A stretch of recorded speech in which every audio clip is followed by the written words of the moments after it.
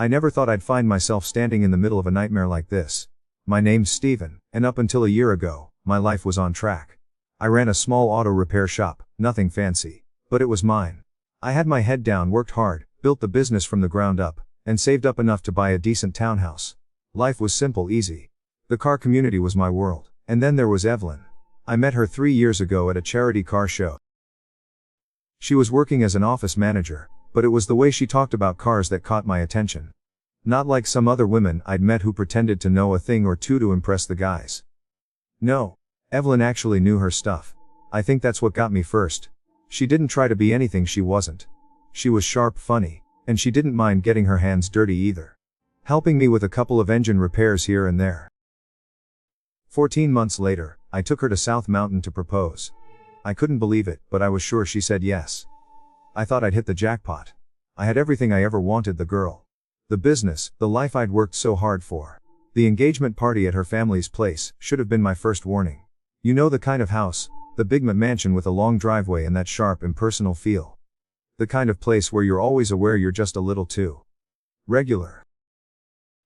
Her mom, Esther, was the first to make me feel small.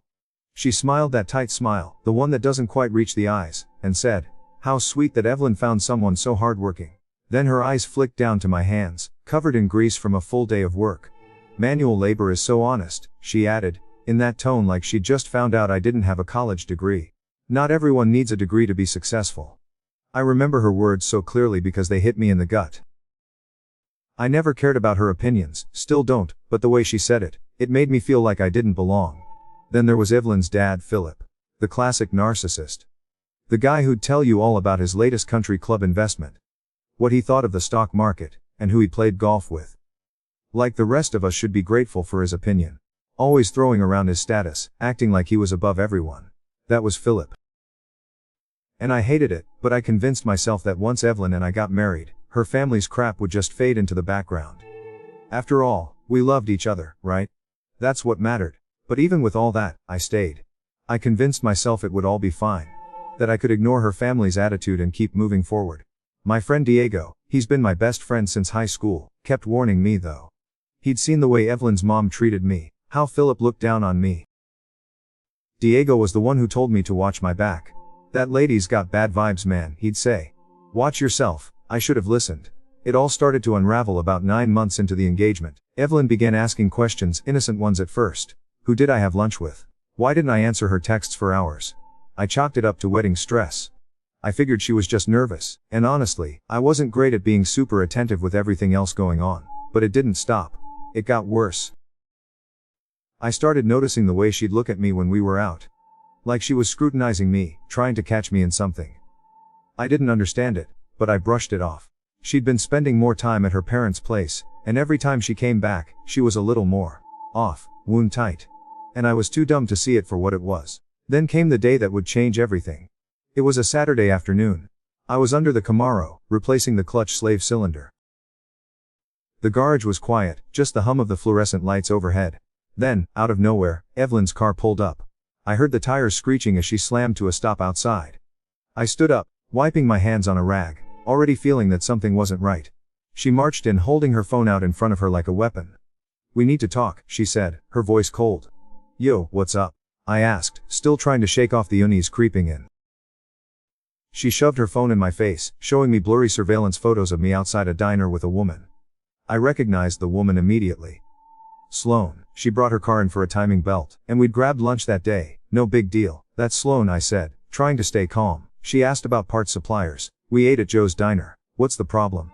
Evelyn's arms crossed, her eyes cold as ice. "So you're having cozy lunches with customers now?" I almost laughed. "Cozy?" We talked about parts suppliers for, like 30 minutes. What should I report every time I talk to someone at AutoZone? I tried to stay light, but her eyes turned to ice. "Don't be smart with me," she spat. Her face was turning red. "My mom showed me these." She said, "Your mom?" I interrupted Esther. "She's stalking me now." I shook my head, feeling the anger rise. "She's protecting you from what? A guy who actually works for a living." Her face flushed with fury. "I don't have to stand here and listen to this." I couldn't believe it. I stood there, hands on my hips, staring as she turned to walk out. That's when the tires screeched again. Philip's Lexus slammed to a stop, and 3 people piled out of the car. Philip stormed in first, his face red. "You've been disrespecting my daughter," he barked, pointing at me like I was the enemy. "You've been playing her for a fool." I stayed still, trying to keep my cool. "You want to talk? Fine. But you need to calm down first." Zach, her brother, stepped forward. He was all muscle, looking like he wanted to throw down. "You calling our dad a liar?" I shook my head, realizing this wasn't going to end well. "I'm saying your mom fed you fake information. Nothing more." Philip didn't care. His hand swung through the air, catching me across the jaw before I could even react. The impact sent me stumbling, and I tasted blood almost immediately. Zach shoved me hard, sending me crashing into the workbench. Tools fell to the floor. I tried to fight back, throwing a punch at Zach's ribs. He grunted, but it was Philip who grabbed me from behind, holding me in a chokehold. Tori was standing there, filming it all with her phone.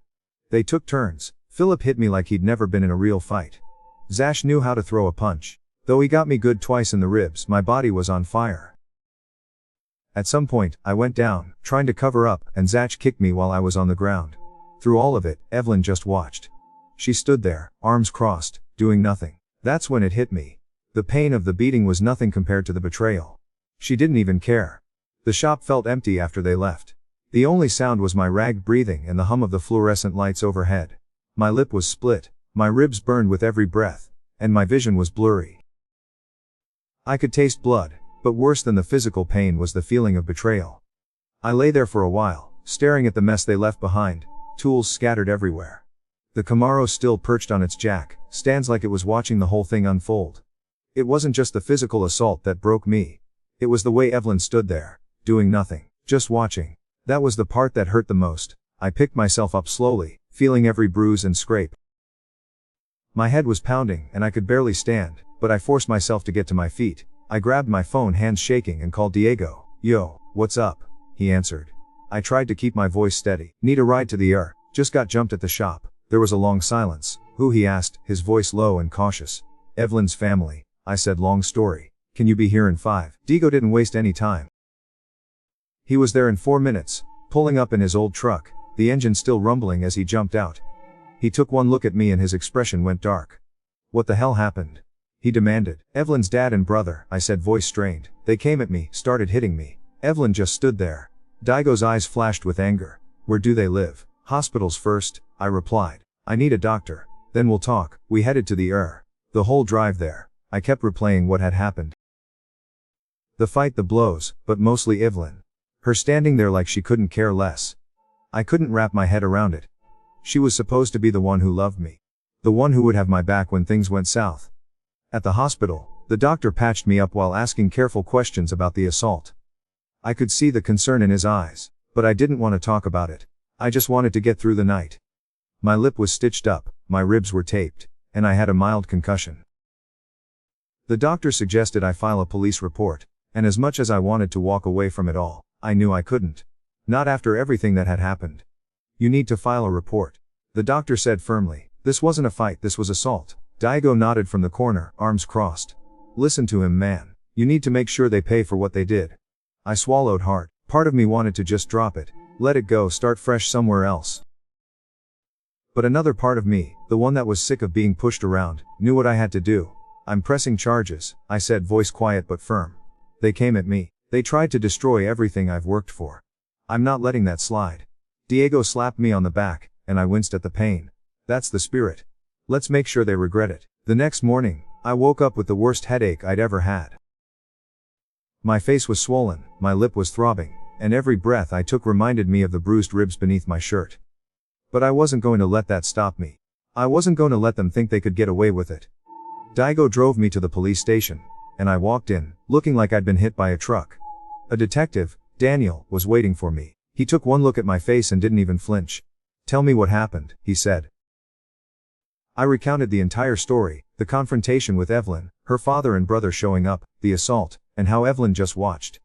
It all came out in a rush, and I felt like I might break down right there. But I didn't. I held it together. "Do you have any evidence?" Detective Daniel asked, leaning forward. "I've got security footage from the shop," I said, voice tight. "It's all on tape." Daniel's eyes lit up. "You've got video of them assaulting you?" I nodded. "Multiple angles, everything." "That's what we need," he said, standing up. "Get me that footage as soon as you can. This is exactly what we need to make sure they face consequences." I headed back to my shop with Diego. The place was still a mess, blood on the floor, tools everywhere. The Camaro staring at me like it was holding a grudge. I fired up the security system and pulled up the footage. Watching it again, seeing Philip throw the first punch, Zach kicking me while I was down, made my blood boil all over again. I burned the footage to a drive and handed it over to Daniel the next day. The days that followed dragged by. Business at the shop slowed down as word spread about the fight. Customers gave me sympathetic looks, and I lied, telling them I'd gotten into a car accident. I didn't want to tell anyone the truth, not yet. Then I got a call. It was from Douglas, Evelyn's uncle. "I know what happened," he said quietly. "And I've got the proof you need." My heart started racing. I could barely breathe. "I've got everything," he said. Photos, texts, emails. It was all set up by Esther. She hired someone to follow you. She made sure the photos looked suspicious. And she's been feeding Evelyn lies about you. I leaned against the wall, trying to keep my voice steady. "What kind of lies?" "The kind that ruined everything," Douglas replied. "She convinced Evelyn you were cheating, had secret credit cards, even tried to sabotage your relationship. It's all there." I felt the rage building inside me. This wasn't just a family squabble. This was manipulation on a whole other level. I couldn't believe Evelyn had fallen for it. And now, I had proof that Esther was behind the whole thing. I spent the next few days processing everything. I copied the evidence Douglas gave me, made sure I had backups. If I was going to take them down, I was going to make sure I had everything I needed. The Taylor family was going to regret messing with me. The night after the beating, I could hardly sleep. Every time I closed my eyes, I saw Evelyn's face. I saw the look of cold indifference in her eyes as her father and brother pounded on me. And it cut deeper than any punch they could throw. My body was bruised, but my pride, my heart, that was the real damage. I couldn't understand how she could just watch it happen. How she could stand there, arms crossed, while they assaulted me. The next morning, Diego came by to check on me. He was always there when things went south, and this time was no different. His face was full of concern when he walked into my shop, his eyes scanning me for any sign of injury. "You need to rest, man," he said, but I could see the anger in his eyes too. "I'll be here with you. You don't have to go through this alone." I nodded, but my mind was already elsewhere. The police had all the footage, but I knew that wasn't enough. They needed to pay. All of them. But especially Evelyn.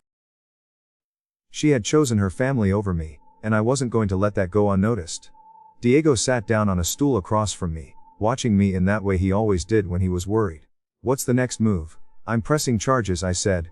The words still heavy in my mouth. "I'm not letting them get away with this. They thought they could walk all over me. And now they're going to see what happens when they mess with the wrong guy." He nodded, not even questioning it. He knew I wasn't one to back down from a fight. "Good. I've got your back." The police started moving quickly after that. Detective Daniel called me the next day to tell me they were building a case. The evidence was solid footage from my shop, photos from Douglas, and the digital trail Esther had left behind. Daniel seemed impressed by how neatly everything had come together. He told me to stay patient, that it was all going to work out. But patience wasn't easy. Every day that went by, I felt the weight of their betrayal more and more. It wasn't just the physical assault anymore. It was the way Evelyn had abandoned me. It was the way her family had manipulated her, and she'd let them. 3 days later, I received an unexpected call. It was Douglas. He asked if we could meet. I didn't hesitate. I knew he had more information, more dirt on the Taylors. We met at a truck stop outside of Mesa. I didn't expect much, but when I saw him, I could tell something was different. His face was hard, like he'd made a decision that he was no longer afraid of. "I've got everything," he said, sliding a flash drive across the table to me. "Photos, texts, emails, Esther planned the whole thing. The lies, the manipulation, everything. It's all here." I grabbed the drive, the weight of it heavy in my hand. "What exactly am I looking at?" "It's all the evidence you need. Esther hired someone to follow you. She made sure the photos looked suspicious. Then, she fed Evelyn all the lies about you, about cheating, secret credit cards, all that crap," Douglas explained. "She wanted to tear you apart, and she did." I felt a rush of anger flood through me. This wasn't just some misunderstanding. This was a deliberate, calculated attack. Evelyn had been played, and her mother had orchestrated the entire thing. And Evelyn, she'd believed it. I couldn't even bring myself to feel sorry for her anymore. I went home that night and plugged the flash drive into my laptop, going through the files one by one. Esther's texts to the photographer, emails with fake reports about me, messages she'd sent to Evelyn, all of it was there. The lies, the manipulation, the control. But it wasn't just Esther. Evelyn had played her part too. She'd let her mother manipulate her, let her make decisions for her. I thought I was the man who was going to show Evelyn a different kind of love. One where we worked through things together. But she wasn't ready for that. She wasn't ready for a real partnership. By the time I finished going through everything, I was fuming. But I knew what had to happen next. I needed to hit them where it hurt hard. I wasn't going to just walk away from this. They were going to pay for what they did to me, to us. I called Daigo. We're going after them. He didn't ask questions. He knew exactly what I meant. What's the plan? I'm taking this to court, I said, my voice low. We've got all the evidence we need. They're going down. Diego was quiet for a moment. I'm in. Let's make them pay. Over the next few days, I made sure everything was lined up. I filed a police report, handed over the evidence, and began preparing for the inevitable fight. But even as I gathered all the proof, I knew there was one thing I had to do first. I had to confront Evelyn. I wasn't sure how or when it would happen, but I knew I needed to face her. I needed to see her face when she realized what she had done. That she had chosen her family's lies over me. I needed to hear her admit it. Or at least hear her try to explain it. But every time I thought about it, the anger in my chest would flare up again. I wasn't sure I could even look at her without seeing the betrayal in her eyes.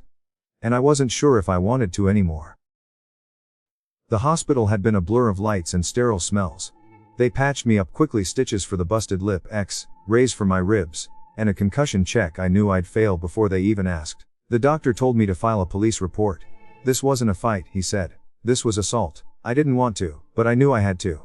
I wasn't about to let them walk away from this. Not after everything they'd done. Not after Evelyn had just stood there, like it was nothing. So, I agreed. I would press charges.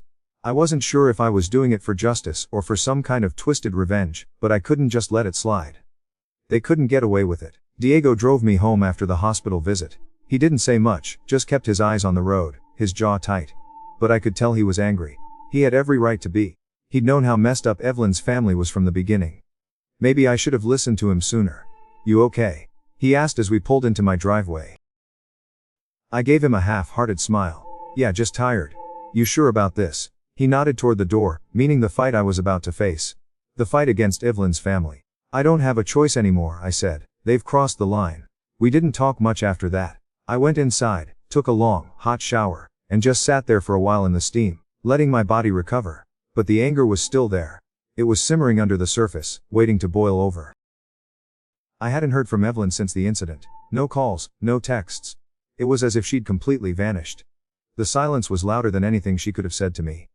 The next day, Detective Daniel called.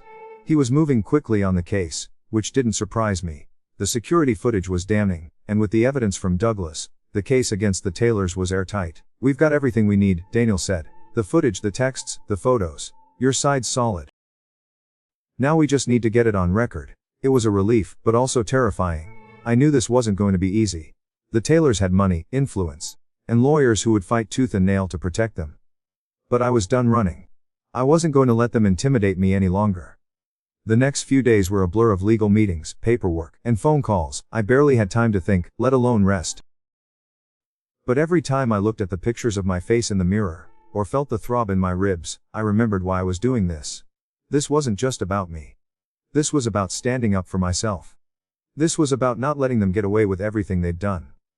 I didn't expect a call from Evelyn, but when it came, it hit me like a punch to the gut. It was late one night when my phone rang. The name on the screen made my heart stop. Evelyn. I almost didn't answer. Part of me wanted to throw the phone across the room and never hear from her again. But I couldn't stop myself. I swiped the screen and held the phone to my ear. Stephen. Her voice was small, hesitant. I didn't know what to say, my mind was racing. I could feel the anger rising again, that same fury from the day they'd attacked me. What do you want? I asked, trying to keep my voice calm. I'm sorry, she said quickly. I know you're probably angry, but I need to explain. I need you to know that I didn't want any of this. My mom. She's the one who did this. She manipulated me. I didn't know what was real and what wasn't. I laughed, the sound bitter. You didn't know. You stood there, Evelyn. You watched them beat me, and you did nothing. Her silence on the other end of the line was deafening. I didn't know what to do, she finally whispered. I was just trying to protect my family, by letting them destroy me, I said, my voice rising. By believing your mom's lies. You didn't even try to stop them, Evelyn.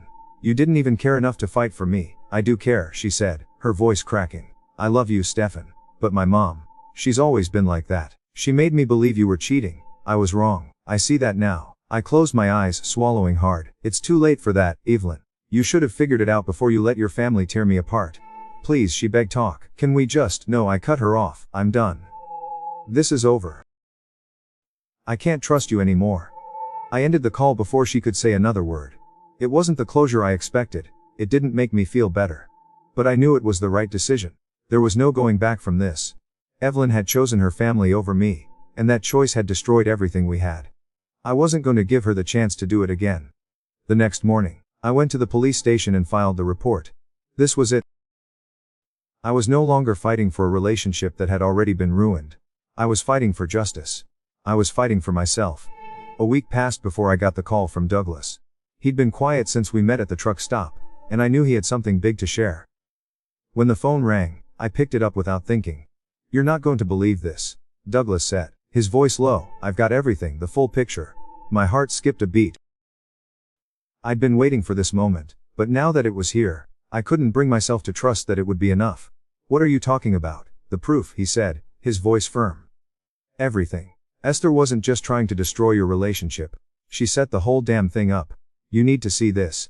I barely registered the rest of his words as my mind raced. What could he possibly have that would make this even worse? I already knew Esther had been manipulating Evelyn.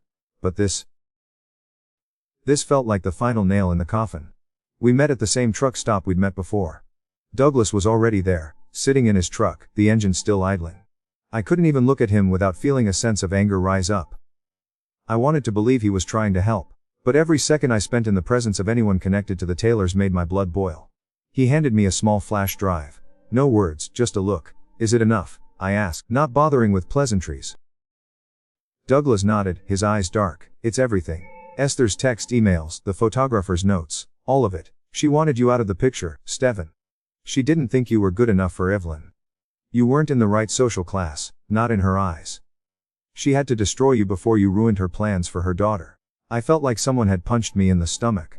How had it come to this? I took the drive from him, my hand shaking. My mind couldn't process it all. Why help me? I asked, still trying to understand his angle. I'm tired of sitting back and watching her ruin people, he said quietly. I've seen her do it before. To other guys. You're the only one who's fought back. The others, they didn't stand a chance. His words sank in. This wasn't just about me anymore. This was about breaking the cycle of manipulation and control that Esther had been weaving for years. It was about making sure someone finally stood up for the people she'd used and tossed aside. I don't know what to say, I muttered, shaking my head. But I'm going to make sure she pays for this. I'm going to take her down. Douglas gave me a small smile, but it didn't reach his eyes. I'm just the messenger. You're the one who's going to make it count. I walked back to my truck with the flash drive in my pocket, my mind racing. Everything was changing. I was changing. There was no turning back from this. Later that night, I plugged the flash drive into my laptop and started going through the files.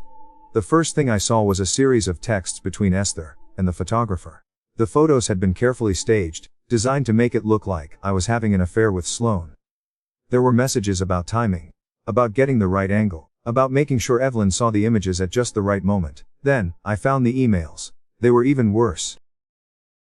Esther had spent weeks feeding Evelyn lies about me, about my business, about everything. She had convinced her daughter that I was untrustworthy, that I was hiding something, that I was lying to her, all based on nothing but manipulation and control. I couldn't believe what I was reading. It felt like I was reading a script for a movie, except this was my life. This was real. By the time I finished going through everything, I was furious. I'd never felt more disgusted.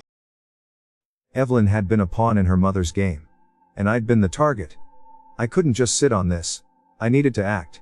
This wasn't just about making sure the Taylors paid for what they did to me. This was about making sure they couldn't do this to anyone else. The next day, I met with my lawyer. His name was Chris, and he'd been a friend of a friend. I trusted him. But even he was shocked when I handed him the evidence from the flash drive. He looked through the files, his face growing more and more incredulous with every page. This is insane, he muttered, shaking his head. You're not just looking at assault charges.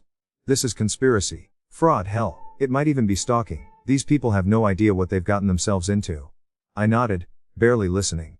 The legal jargon didn't matter to me. What mattered was making sure they paid. We're going after them, I said, my voice low.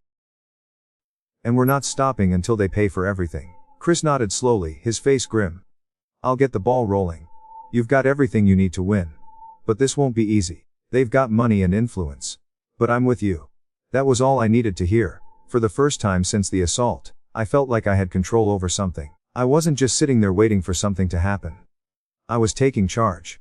The next few weeks were a blur of meetings, paperwork, and phone calls. But everything I did felt like I was one step closer to bringing the Taylors down. I wasn't just fighting for myself anymore. I was fighting for the truth. I was fighting for everything they tried to take from me. The trial started with a heaviness I hadn't expected. The courthouse felt like a mausoleum, big, cold, and sterile, designed to make you feel insignificant. The air was thick with tension. I could already feel it in my chest as I walked through the doors, my hands clammy and my face still bruised. I was ready for this. I had to be. But nothing could have prepared me for the weight of the moment. Chris, my lawyer, met me outside the courtroom. He looked calm, like he always did. But I could tell he was feeling the pressure too. He straightened his tie, adjusted his suit, and gave me a small nod. Ready? He asked. I nodded, swallowing hard. Born ready. Inside, the Taylors were already seated. Philip, looking as arrogant as ever, sat at the head of the table with his expensive suit and his smug expression. Zach was beside him, arms crossed, looking like he could have stepped out of a magazine ad for gym memberships. Tori sat off to the side on her phone, barely looking up as I walked past. But it was Esther I couldn't stop looking at. She was sitting there, all fake concern and icy composure. She didn't even glance in my direction as I took my seat. The prosecution, a woman named Angela, wasted no time. She went straight into the facts, outlining the case against the Taylors with precision. The footage, the photos, the lies, everything was laid out in front of them. She had it all. But it wasn't the evidence that made my stomach tighten. It was the realization that this was real. This was happening. Angela turned to me, and the first time I spoke in court, it felt like my throat had a lump the size of a fist. But I held it together. I wasn't going to show them weakness. Not now. She walked me through my testimony step by step, meeting Evelyn, the engagement, the surprise ambush at my shop, the assault. She showed the jury the footage of Philip and Zach attacking me. I could hear the gasps from the gallery, the jurors leaning forward, watching the brutality of it all play out. I saw the shock on their faces, and I felt a sick satisfaction in it. Finally, they would see what I had gone through. Finally, they'd understand. And then Angela hit them with the big bombshell, the photos. The staged photos, the ones Esther had orchestrated, the ones designed to make me look like a cheater. She showed the jury the texts between Esther and the photographer, the careful instructions she'd given to set me up. I watched as the faces of the Taylors twisted with disbelief. Esther's composure cracked just a little. She looked down, but I could still see her fingers twitching at the table. The key moment came when Angela played the security footage of the assault. The footage was crystal clear. Philip's punch to my face, Zach's kicks as I tried to protect myself, Tori standing by with her phone, filming the whole thing like it was entertainment. It wasn't just me who saw it all unfold, the jury did too. And I could see it in their eyes, the disgust, the sympathy, the horror. They didn't even need to ask questions anymore. The truth was undeniable. But of course, the Taylors didn't go down without a fight. When it was Philip's turn to testify, he did what he did best: lie. He spun this story about how he was just trying to protect his daughter's honor. I didn't mean for it to escalate like that, he said, his voice a mix of defensiveness and feigned regret. I just wanted to make sure she wasn't being deceived. I almost laughed out loud at his bullshit. But I didn't. I kept my face neutral. Angela wasn't fooled either. She pulled up the footage of him throwing the first punch and asked him, point blank, how is this protecting your daughter? Philip tried to fumble through an answer, but it was clear to everyone in the room that his act was falling apart. Angela didn't let up. This isn't emotion, Mr. Taylor. This is assault. Zach's turn came next, and it was no better. He tried to play the protective brother, claiming he only acted out of love for Evelyn. But again, Angela had him cornered. She pulled up a clip from the gym, where Zach had tried to start something with Diego, throwing a punch when he didn't get his way. She showed the jury the evidence of his violent tendencies, and it was like watching a train wreck in slow motion. Tori didn't fare any better.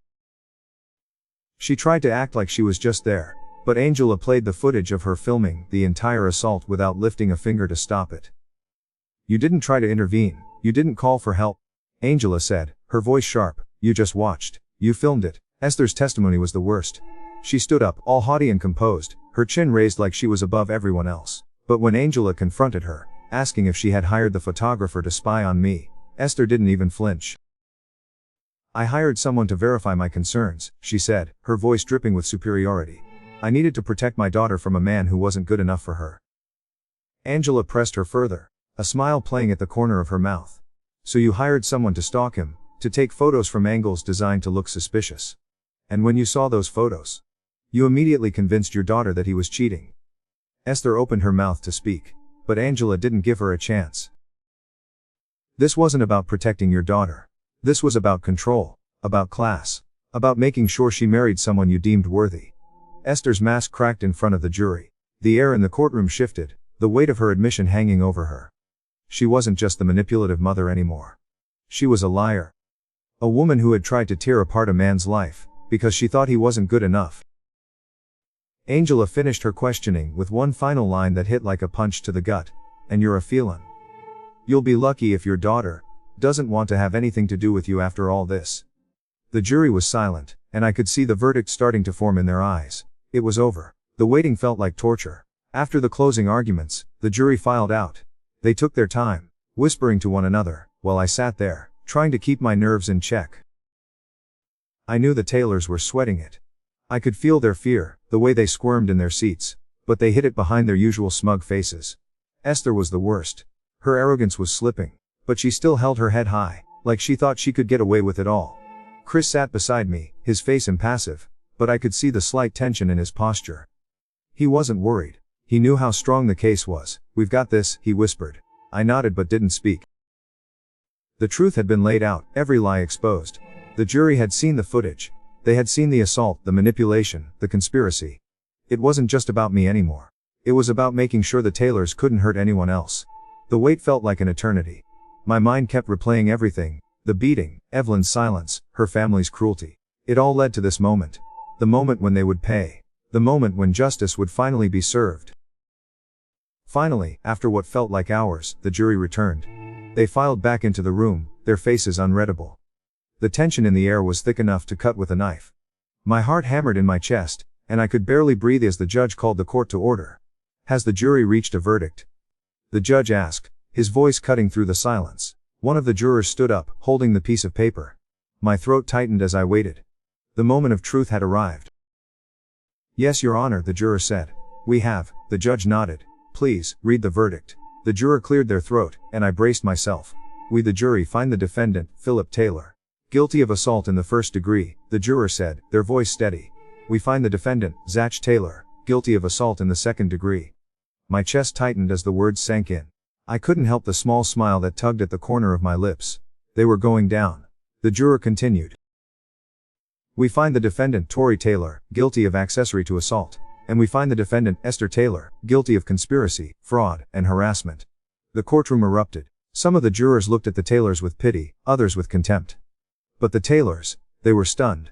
Philip's face went pale. Zach looked like he might faint, and Esther's mask had completely shattered. She sat there, frozen, her eyes wide, unable to move or speak. The judge called for order, but I could barely hear him over the pounding of my own heart. I had won. We had won. As the judge continued with the sentencing guidelines, I felt a surge of vindication. It wasn't just about the verdict. It wasn't just about the fact that they were going to prison. It was about the message this sent, the message that their power, their money, their influence couldn't protect them from the truth. That no one was above the law. Philip Taylor, the judge said, his voice cold, you are sentenced to 18 months in Arizona State Prison, eligible for parole after 14 months. Philip's face went white. He opened his mouth to speak, but no words came out. He just sat there, his hands trembling in his lap. Zachary Taylor, the judge continued, you are sentenced to 16 months in Arizona State Prison, eligible for parole after 12 months. Zach clenched his fists, but he didn't say a word. He looked like he was about to lose it. His tough guy act was over. Tory Taylor, the judge said, you are sentenced to 10 months in Arizona State Prison, with the possibility of early release for good behavior. Tory wiped her eyes, but there was no sympathy in the courtroom. She was just another player in a game she couldn't win, and then it was Esther's turn. Esther Taylor, the judge said, you are sentenced to 20 months in Arizona State Prison, with no eligibility for parole for the first 16 months. Additionally, you are ordered to pay $85,000 in restitution to Stephen Chen for medical expenses, lost wages, and emotional distress. Esther's face went from white to red. She opened her mouth, but no words came out. Her arrogance, her belief that she was untouchable, had evaporated in an instant. She was going to prison. They all were. Court is adjourned, the judge said, and the gavel came down with a finality that made the air feel electric. I stayed seated for a moment, trying to take it all in. The Taylors were let out in cuffs, their faces etched with disbelief, and a strange sense of satisfaction washed over me. This was it. This was justice. Diego was waiting for me outside the courtroom. I didn't need to say anything. He could see the relief in my eyes. He slapped me on the back, hard enough to make me wince. "You did it, man. You got them." I nodded, but I wasn't sure what to say. It didn't feel like the victory I'd imagined. It wasn't about winning. It was about taking back control.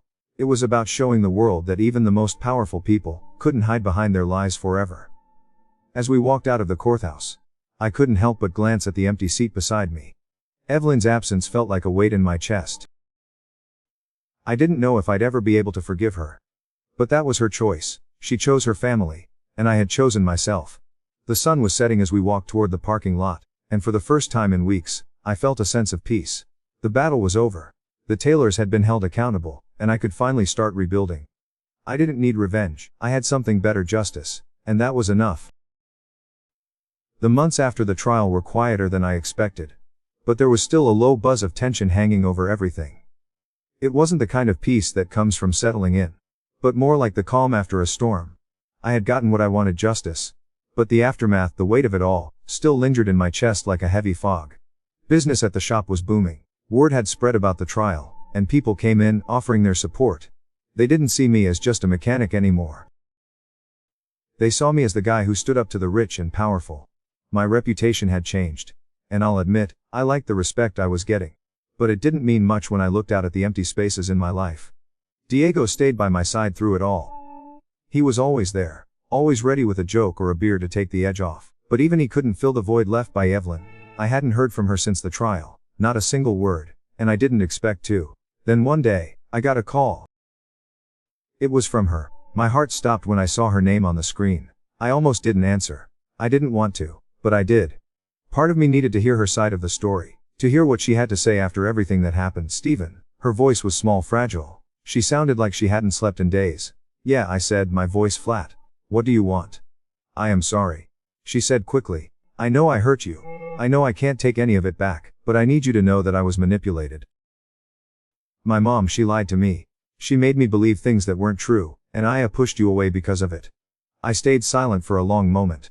"You didn't just push me away, Evelyn," I finally said, my voice shaking despite myself. "You let your family tear me apart. You let them beat me. You didn't just believe the lies. You chose them over me." Her silence on the other end was deafening. "I'm sorry," she whispered. "I didn't know what to do. I was confused, and I couldn't see it." "I couldn't see you. I see it now, Stephen. What I did to you." I shook my head. "Even though she couldn't see me, it doesn't matter. You made your choice. And now I have to live with the consequences of it." There was another long pause before she spoke again. I just wanted you to know that I'm trying to change. I'm in therapy. I'm working on myself. I've been trying to understand why I let my mom control me. I was wrong, Stephen. I was so wrong." I felt a lump form in my throat, but I swallowed it down. I wanted to feel something, anything, but there was nothing left. Not for her. "It's too late for apologies, Evelyn," I said quietly. "You should have figured it out before you let them destroy everything we had." "I know," she whispered, her voice cracking. "I just can't. You forgive me, please." I wanted to say yes. Part of me wanted to believe that we could start over. That we could rebuild something after everything that had happened. But the other part of me, the part that had been betrayed, that part was too strong to ignore. "I can't forgive you," I said, my voice firm. "Not after everything you let happen." The line went silent. I could hear her crying, her sobs breaking through the quiet. "I never meant to hurt you," she said between gasps of air. "I know you didn't," I said, my voice softer now. "But it doesn't matter. I'm done." There was nothing left to say after that. I hung up without another word. I spent the next few days lost in thought. But it was a different kind of lost than before. It wasn't the suffocating pain of betrayal. It wasn't the anger that had consumed me for so long. It was a strange peace. The kind of peace that comes when you finally let go of something that was never meant to be. The next few months were quieter still. My business thrived. I had customers who respected me, and I worked hard to keep things running smoothly. But more than that, I had my life back. The constant weight of Evelyn's family, their lies, their manipulation, it was all behind me now. I met Sloane a few weeks after the trial, at a car show. She was funny, normal, and for the first time in a long time, I felt like I could just breathe. We started grabbing coffee together, talking about cars, about life, no strings attached, no drama. And for once, it felt good to just be myself without the shadow of the Taylors hanging over me. It wasn't that I was moving on from everything that had happened.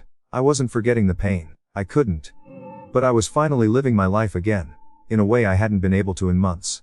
And then, one evening about 6 months after the trial, I got a letter. Prison mail. I almost didn't open it, but curiosity got the best of me. I tore open the envelope and found a letter from Evelyn. My stomach twisted as I read the first line. "I'm sorry, Stephen. I've been doing a lot of thinking." I read the whole letter. The words a jumble of apologies, regrets and explanations. She said she'd been in therapy, that she was trying to find herself again, that she understood now how wrong she'd been. But there was something in her words that felt too late. She wanted me back, she wanted forgiveness, but I couldn't give it to her, not after everything she had done. I stood there, holding the letter in my hands, and without thinking, I walked outside. I walked to the burn barrel in the back of my shop and tossed the letter in. The flames swallowed it whole, and I watched as the paper turned to ash. Just like everything else between me and Evelyn, some things don't deserve space in your head. Some things, you just need to let go. A few weeks later, I ran into Tori at a car show. She'd been released early for good behavior. And she looked different, no more designer clothes, just a plain t-shirt and jeans. She saw me, froze for a second, then quickly walked the other way. I didn't blame her, she'd finally learned. 2 years after the trial, I ran into Douglas again. We met for dinner. Just like we had the first time he'd handed me the evidence. He told me that Evelyn had lost her job, that she'd moved back in with her mom. But her life was falling apart. Philip had filed for divorce, and Esther was starting over, living in a small apartment, completely alone. I didn't feel sorry for any of them. They made their choices, and now they had to live with them. As for me, I was doing better than I had in years. Business was good, Sloane and I were getting serious, and I had people who respected me for who I was, not what my last name was or who I knew. The Taylors' world had crumbled, but mine was just beginning to shine. I didn't need to look back anymore.